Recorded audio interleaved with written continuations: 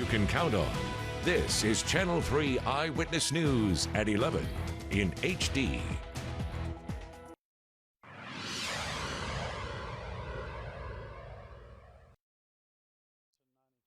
For more than 4 decades, Jerry Green has owned and operated a school bus in Hamilton County. He owns 3 of them, one for himself, his wife, and a spare in case one breaks down.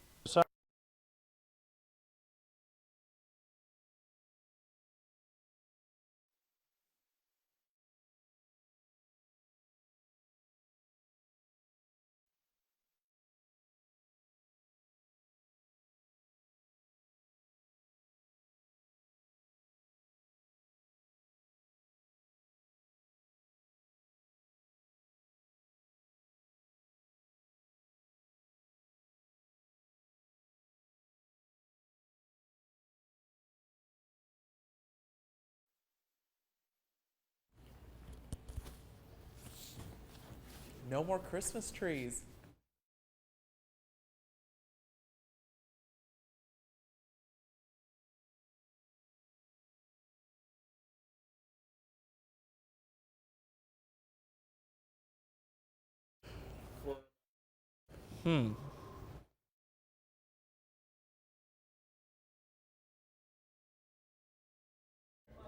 One, two, three, four, five, six, seven, eight.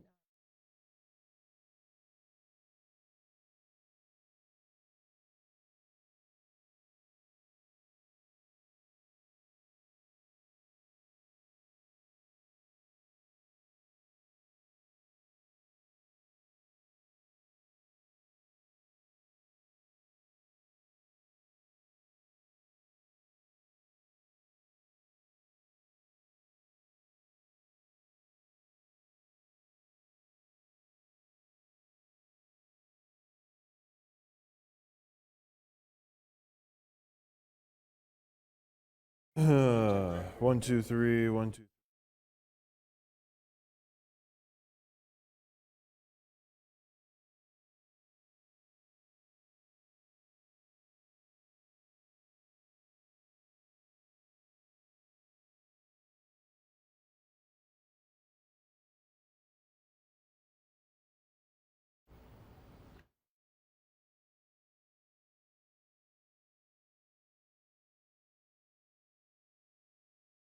I love you so much, and I haven't even met you yet. See the day it all began.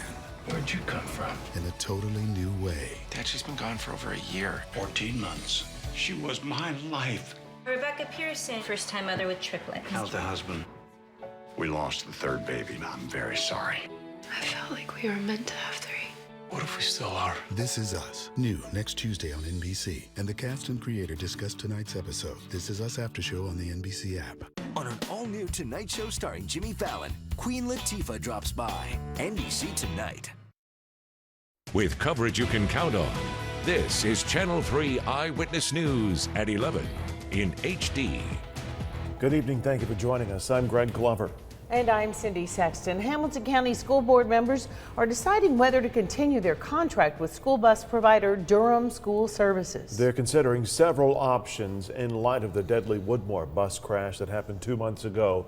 One includes using more independent contractors. Channel 3 Eyewitness News reporter Cameron Taylor has details from this afternoon's Finance Committee session. Cameron.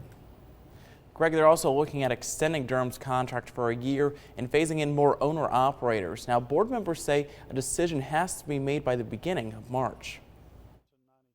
For more than 4 decades, Jerry Green has owned and operated a school bus in Hamilton County. He owns 3 of them, one for himself, his wife, and a spare in case one breaks down. It's our job and our responsibility to take care of the students and the routes, and we try to do it accurately every day. Hamilton County School Board members are looking at the possibility of phasing in more independent contractors like Green to take up additional, if not all, of the bus routes. This is an option they're considering since the contract with Durham School Services is up in June. Our local contractors were people that knew, that kids knew, that parents knew, and they were like having extra staff people.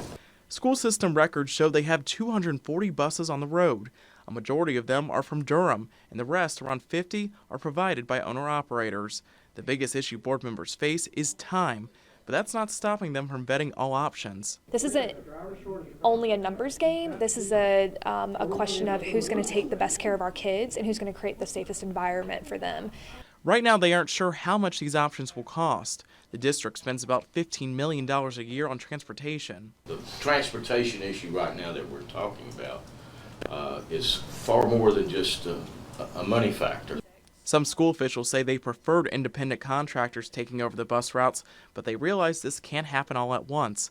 Drivers like Green say they're up for the challenge.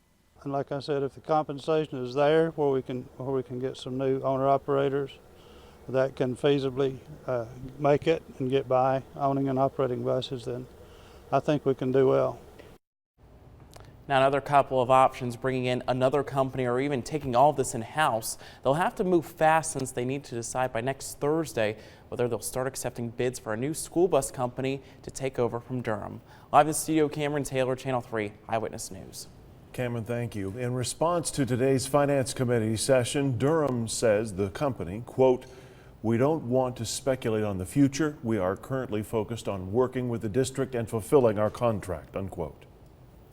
New tonight, a Chattanooga man has pleaded guilty to second-degree murder for the death of Inez Burney nearly 3 years ago. Chattanooga police say 23-year-old Jamichael Harris strangled Burney inside a home in College Hill Courts and left her body in a bathtub to make it look like a drowning. Investigators believe money was the motive in her murder.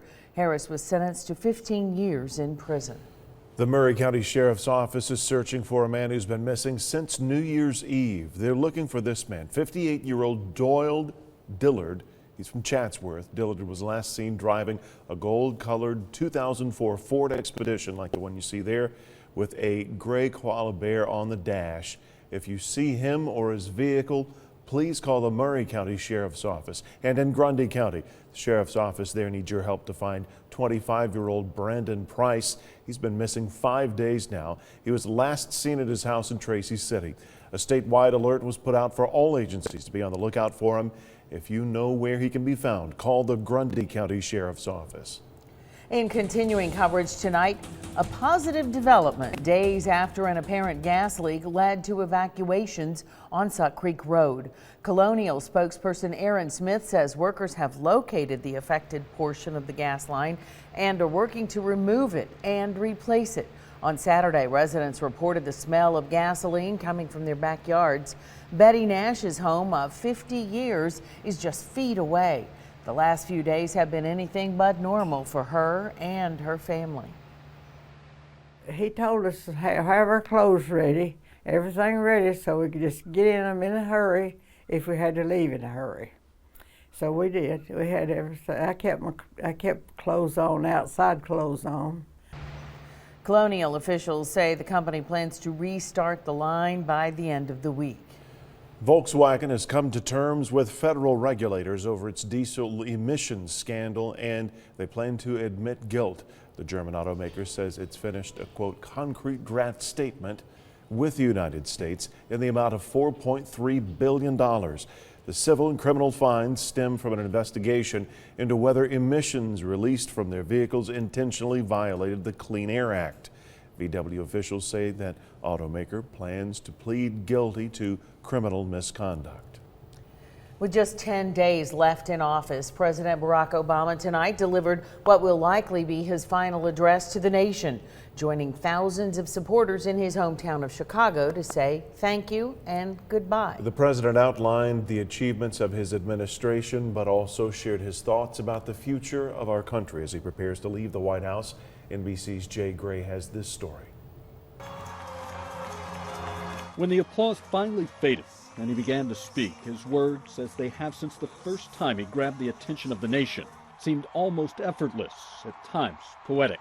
The imperative to strive together as well, to achieve a common good, a greater good.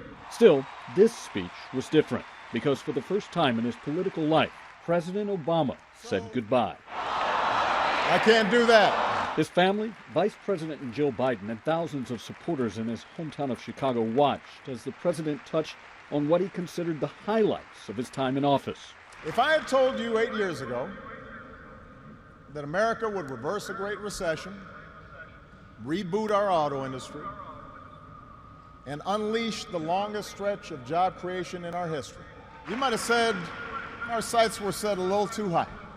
But America's 44th and first African-American president acknowledged there is work left to be done after a divisive election and ongoing racial tensions. Race remains a potent and often divisive force in our society.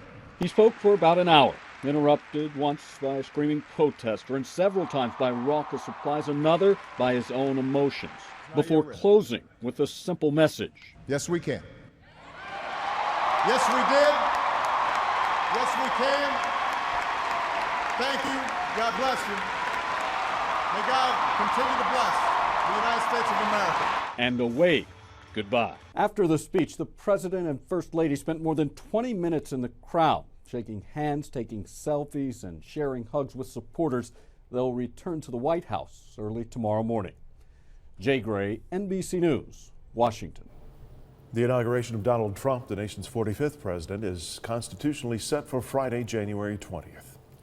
11:07 and a half, time to check in with Paul Bears for first weather. Some showers sneaking in on us out there, Paul. That's right, those showers coming right on schedule. And for the school day tomorrow at the bus stop, there'll be showers in the morning, and the showers should be ending by afternoon. It's not going to be that cold. 48 in the morning and about 61 into the afternoon. Normal high is 50. So we're pretty close as far as to the normal high as we get to the low temperatures for tonight. Again, on the Viper, you can see these showers moving straight from the west to the east, and there's little patches of moderate rain, but generally light rain with this. We'll pull back on the Viper, and again, you see these showers and even a few thunderstorms are moving through Kentucky, and there could be some thunderstorms out in the West Tennessee. This cold front is just slicing into the air here, and that's lifting up the air and creating those showers and a few thunderstorms that are popping up. Nothing severe, though. Look at all the white here. This is snow and a little bit of sleet from Pennsylvania into New York State, and snow showers off to the north. They had wind gusts in Chicago today, 60 to 65 miles an hour in places. So it was really rough across much of the Midwest with the strong gusty winds, with a very powerful storm that's moved into Canada as of right now. So we're just on the edge of it. We had some pretty gusty winds too, but not now. The winds are lighting out of the south. 52 in the city, 53 Cleveland and Dalton, 42 already in Murphy. The clouds haven't really thickened up out there, but they will. 50 in Athens and 54 out near Fort Payne. 54 was the high, 39 the overnight low, just a little bit of rain at the airport, just about trace amount so far. 55 Dalton, 54 Lafayette, 54 in Calhoun. We had a few places that had up to 1/10 of an inch rain. Right here at Channel 3 we had it. Red Bank had it. Signal Mountain and Mowbray Mountain and Dunlap have had about 1/10. Colmont, Cagle Mountain, Dayton, all the way up to 10 Mile, about 1/10 of an inch. Murphy also had about 1/10 of an inch of rain. Latest Vipercast is showing by tomorrow morning the darker green, some moderate rain, most of it in Tennessee as the warmer air continues to lift. That's what these arrows are indicating. It's going to push a lot of this moisture off to the north. So by noon, most of the rain should be over with, just a few sprinkles as it moves off to the north. By 5 o'clock, again, most of the rain should be over with. We'll still have lots of clouds. Overnight, we may see a sprinkle or two, patches of drizzle, and then 7 o'clock on Thursday morning, again, maybe a sprinkle, but really small amounts. It doesn't look like much at all. And by early Friday morning, right around midnight or so, a little after midnight, the winds will still be out of the south, pumping up that warm air, and another warm day coming up on Friday. Right now, we're thinking in the city and south of the city, maybe up to 1/4 of an inch of rain. But north of the city, on a very fine line from northern Grundy County, northern Sequatchie County, all the way up maybe over Ray County, Bledsoe County, and up to Athens, over 1 inch of rain is possible over the next couple of days. So the pinpoint forecast has Old Fort tomorrow, good chance for showers, and 60. And the first half of the day in Collegedale, you'll see some showers. Then it'll lift off to the north with 62 for that high. Tonight, though, showers and 48 for the low, so very mild night. 62 tomorrow. It'll be breezy with southerly winds at 10 to 15. The showers gradually fading out. Tomorrow night, 53 with cloudy skies and a light southerly wind. And the 7-day forecast, I think the chance for rain on Thursday and Friday is slim. But the temperatures are going to shoot up to the upper 60s to near 70 degrees right into Saturday. I think Saturday and Sunday will be dry too, but we should see lots of clouds there. Now coming up into Monday, it looks like another dry day, mid-60s. And by late in the day on Tuesday, we may see some showers, better chance for rain about a week from tomorrow. So we're really sticking our neck out there. Okay. All right. But no winter weather in sight. Yeah, that's Okay. that's good for a while. Okay. Thanks, Paul. The Bradley County Sheriff's Office has announced a new addition to their canine unit. Meet Lucy, there on the right, a 3-year-old Belgian Malinois. She and her handler recently completed more than 800 hours of training. Lucy's now certified in narcotics detection, fugitive apprehension, and officer protection. She's also the only canine in our area to be certified in evidence recovery. Lucy's very fast. Those around the Bradley County Sheriff's Office have nicknamed her Pocket Rocket. Yeah, that's Lucy. great. Lucy. We don't know what the name of her handler is. That's right. We didn't there. get the name of that. Sorry about that. After the break on Eyewitness News at 11, members from one gang are no longer allowed to gather around parts of East Lake courts because of a newly designated safety zone. We'll explain who's affected and how it's supposed to protect residents next.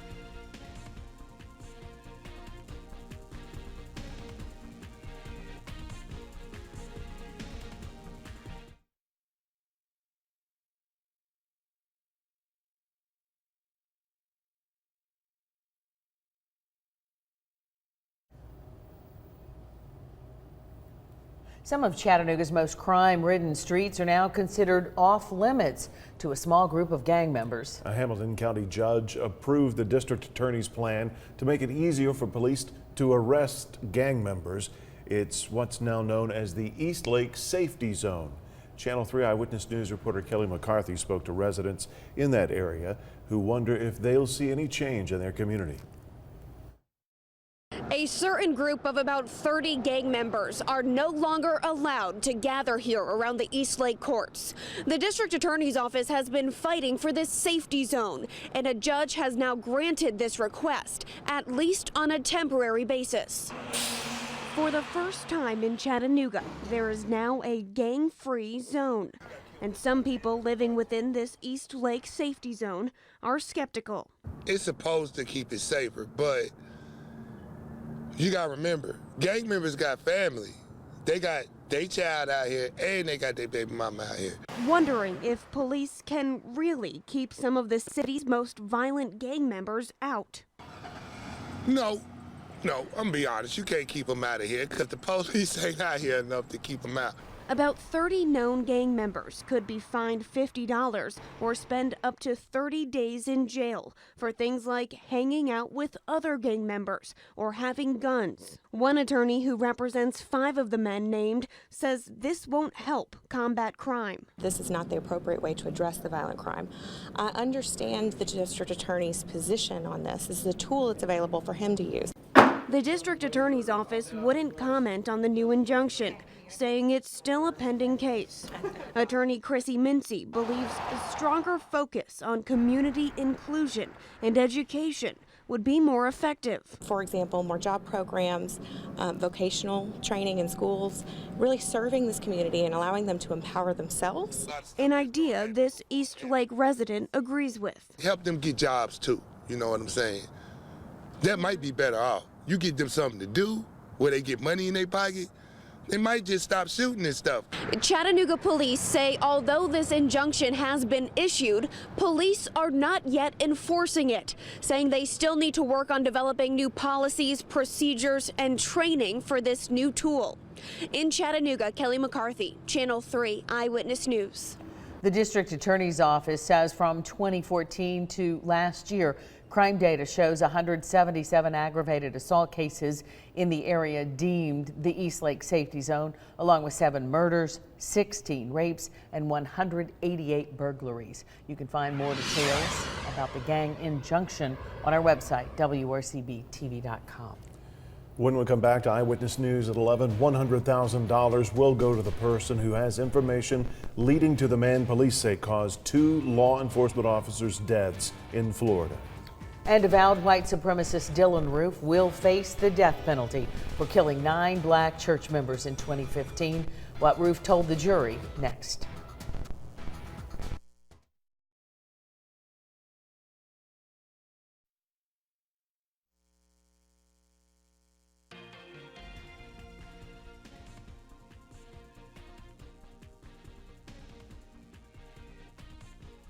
With coverage you can count on, this is Channel 3 Eyewitness News at 11.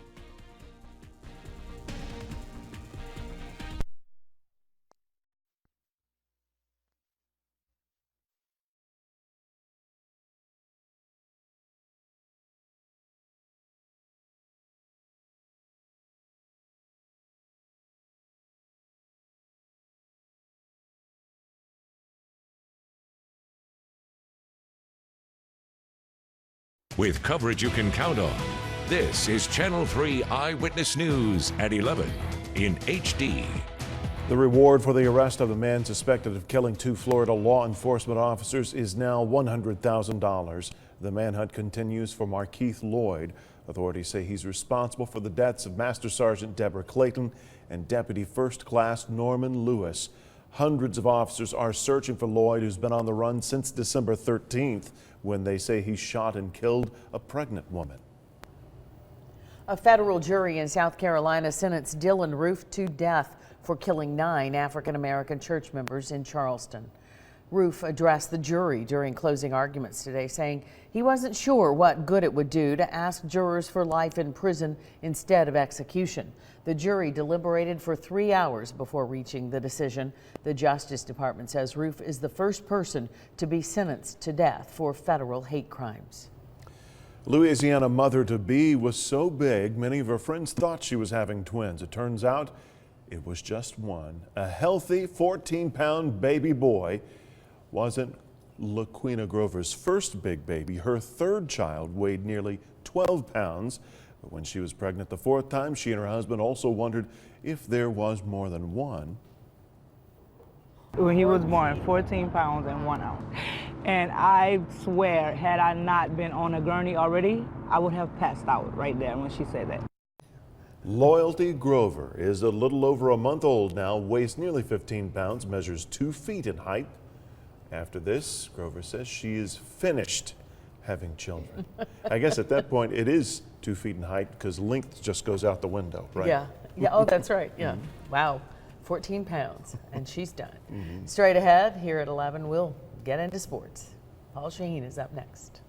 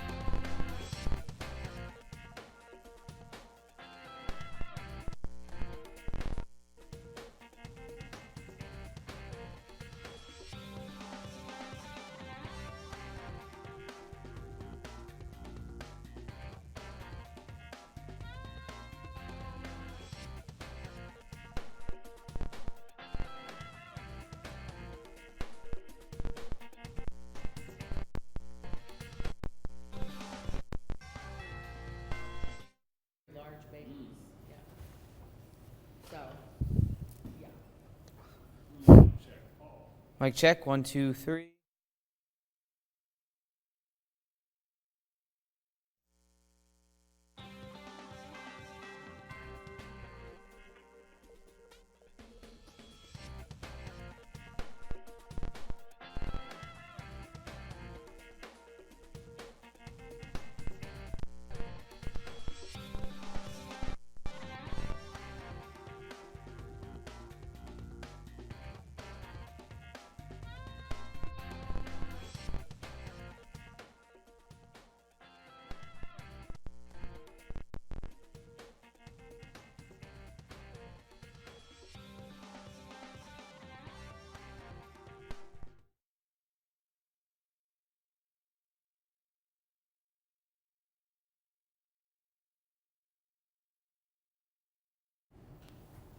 We're still wrapping up last night's college football championship. Alabama dethroned by Clemson.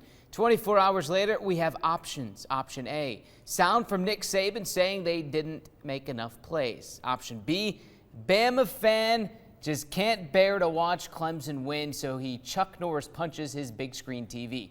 You chose wisely.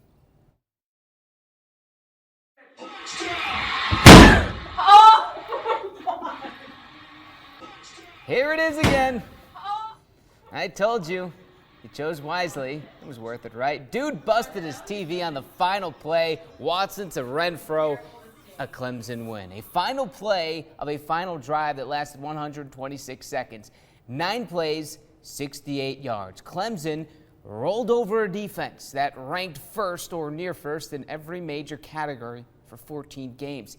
Now it's time to cue up that Nick Saban sound because we're fresh out of Fan Punches TV video. You know, we just didn't make a play when we needed to. I mean, we needed to get a sack. We needed to get a takeaway. We needed to get a stop in the red zone.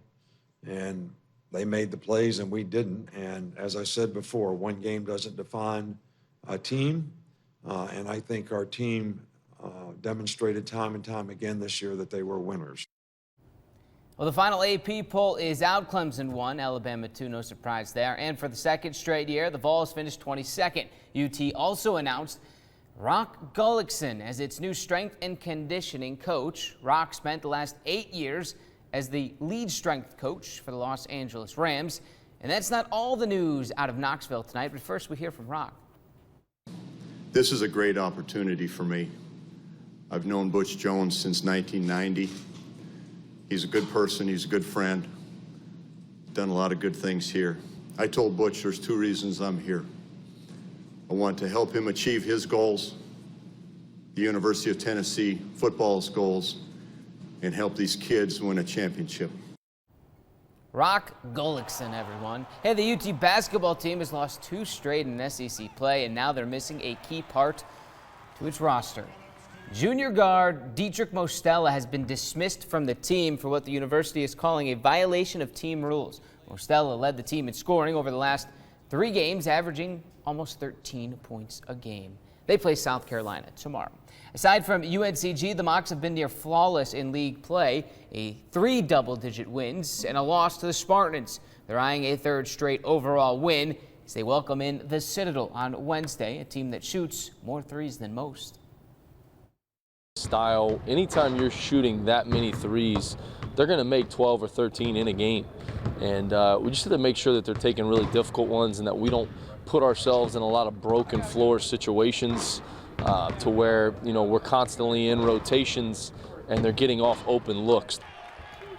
The Citadel averages 97.2 points a game, yet they're just playing .500 basketball. The Mocs have won 7 straight against the Bulldogs. Tip at 7 tomorrow inside the Roundhouse. We will have more preview tomorrow at 6. Let's hit the prep hardwood now. CSAS hosting Grace Academy. Patriots playing on back-to-back nights. Did not matter. They still came out hot. Khalib Edwards sidestep, knocking down the 3 ball. Now off a turnover. They're moving it. It's Darius Graves running wild, slicing the lane. He'll take the foul to go. Boy, they look good. Graves dropped 45 points a few weeks ago. Graves now in the giving end. Jamil Dodds. Open look from deep. Take what's yours, Dodds. CSAS opens the game on an 11-0 run. There's 2 more from Graves. So smooth with the floater. All Patriots all night. Edwards with a team high 23 points, 58-29 your final score. Before that game, CSAS girls squared up with Grace Academy. It was tight at the half, but Sheridan Randolph took over in the 3rd. That's a runner in the paint from Randolph. Now Sheridan spotting up from way back, all net too. Randolph scored more than half of the Patriots' total points. She had 24 points on the night. CSAS wins it 41-36. Quickly, while we're on the topic of women's basketball, Jasmine Joyner, not only College Sports Madness National Player of the Week, but she was also Southern Conference Player of the Week this week. Congratulations. In 2 games last week, she averaged 22 points, 10 rebounds, and 4.5 blocks. Incredible. Wow. Yeah. Mm-hmm. She knows how to play the game. I think so. Yeah. Paul Beers has your 7-day forecast when we get back.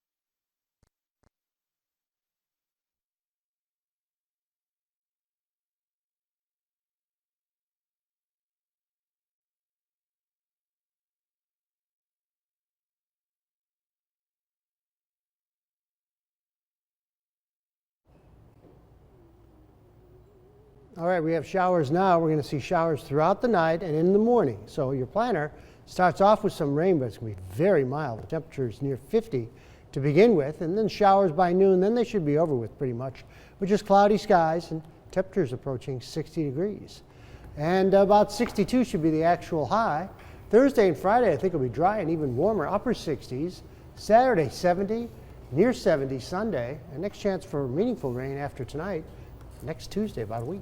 Bring on the 60s. Thank you, Paul. Most people celebrate the new year maybe popping a cork, having a party. An English snooker club pulled off one of the most elaborate trick shots ever caught on camera. The people at All Stars Bristol spent a whole night setting up the trick, which has a ball go down a flight of stairs and another flight of stairs before triggering a sequence of events across 9 tables with a golf ball, eventually ending up in a hole at the club's bar. Now, we can't show you the entire video because this trick shot took more than 2 minutes. We do encourage you to watch it online. We have a link set up for you. This video already has more than 1 million views since Sunday. It's fascinating. Oh, come on, let's watch it. Yeah, keep it. Keep it. Jimmy Fallon wouldn't care. Keep it going. Darn. No, never mind. That'll do for Eyewitness News at 11. Get us online anytime, WRCBTV.com. Have a great night.